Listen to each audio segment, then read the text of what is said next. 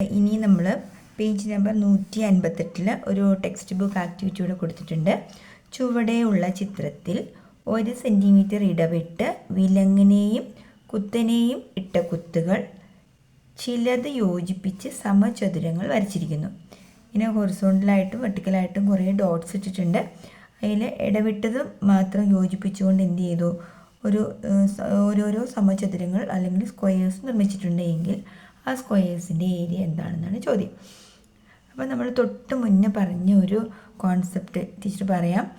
ഇവിടെ ഒരു പെർപെൻഡിക്കുലർ ലൈനും ഇവിടെ മറ്റൊരു പെർപെൻഡിക്കുലർ ലൈനും വന്നാൽ ആ രണ്ട് ലൈൻസ് ഉപയോഗപ്പെടുത്തി നമ്മൾ വരയ്ക്കുന്ന ചതുരത്തിൻ്റെ പരപ്പളവും രണ്ടാമത്തെ വശത്തെ ചേർത്ത് വരയ്ക്കുന്ന പരപ്പളവിൻ്റെയും തുക ആയിരിക്കും അതിൻ്റെ മൂന്നാമത്തെ വശത്ത് വരച്ചുണ്ടാക്കുന്ന ചതുരത്തിൻ്റെ സമ്മ്. നമ്മളത് ഓൾറെഡി ഇപ്പോൾ കണ്ടു കഴിഞ്ഞു അല്ലേ. അപ്പോൾ നമ്മളിവിടെ നോക്കുക, ഇത് മട്ടമായിട്ട് അല്ലെങ്കിൽ പെർപെൻഡിക്കുലറായിട്ട് വരുന്ന ലൈൻസ് നോക്ക്. ഇതൊരു പെർപെൻഡിക്കുലർ ലൈൻ ആയിരുന്നല്ലോ. ഈ ഒരു ലൈനും ചേർത്ത് വരയ്ക്കുമ്പോൾ ലഭിക്കുന്ന ലൈനാണല്ലോ ഇവിടം. അതായത് ഒരു റൈറ്റ് ട്രയാങ്കിളിൻ്റെ ഏറ്റവും നീളം കൂടിയ ഭാഗമാണിത്. അപ്പോൾ ഇവിടെ വരച്ചുണ്ടാക്കുന്ന സ്ക്വയറിൻ്റെ ഏരിയ പ്ലസ് ഇവിടെ വരച്ചുണ്ടാക്കുന്ന സ്ക്വയറിൻ്റെ ഏരിയയ്ക്ക് തുല്യമായിരിക്കുമല്ലോ ഇത്. അപ്പോൾ ഈ സൈഡിൻ്റെ സ്ക്വയർ പ്ലസ് ഈ സൈഡിൻ്റെ സ്ക്വയർ എടുത്താൽ പോരെ. 1 സെൻറ്റിമീറ്റർ ഈച്ചാണ് ഇത് പറഞ്ഞിട്ടുണ്ട്. അപ്പോൾ ഇത് എത്രയാണ്? ഇത് 2 ആണ്. ഇത് 1, 2, 3 ആണ്. അപ്പോൾ 3 സ്ക്വയർ പ്ലസ് 2 സ്ക്വയർ എത്രയാണ്? 3 സ്ക്വയർ പ്ലസ് 2 സ്ക്വയർ 3യുടെ square plus 2 square that is equal to 9 plus 4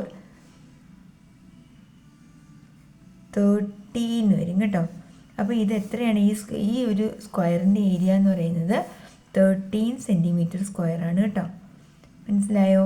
first question പിടികിട്ടിയെന്ന് teacher വിചാരിക്കുന്നു. 3യുടെ സ്ക്വയറായ 9 പ്ലസ് 2ൻ്റെ സ്ക്വയറായ 4. അപ്പം 9, 4, 13 സെൻറ്റിമീറ്റർ സ്ക്വയറാണ് ഈ ഒരു സ്ക്വയറിൻ്റെ ഏരിയ.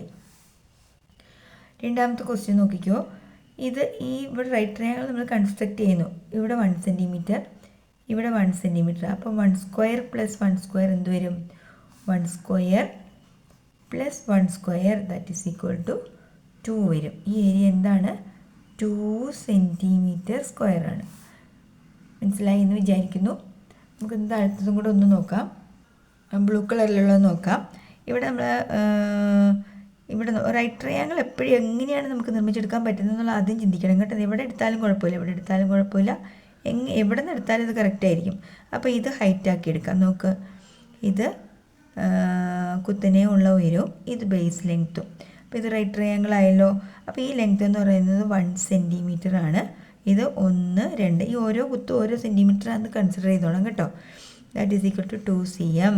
രണ്ടിൻ്റെയും കൂടെ സ്ക്വയർ എടുക്കുമ്പം 2 square plus 1 square that is equal to 4 + 1 5 cm. അപ്പോൾ ഇതിൻ്റെ ഏരിയ എന്താണ്? 5 സെൻറ്റിമീറ്റർ സ്ക്വയർ ആയിരിക്കും. ഇത് ലാസ്റ്റ് വൺ. ഇവിടെ റൈറ്റ് ട്രയാങ്കിൾ കൺസ്ട്രക്ട് ചെയ്യാൻ എളുപ്പമുണ്ടല്ലോ.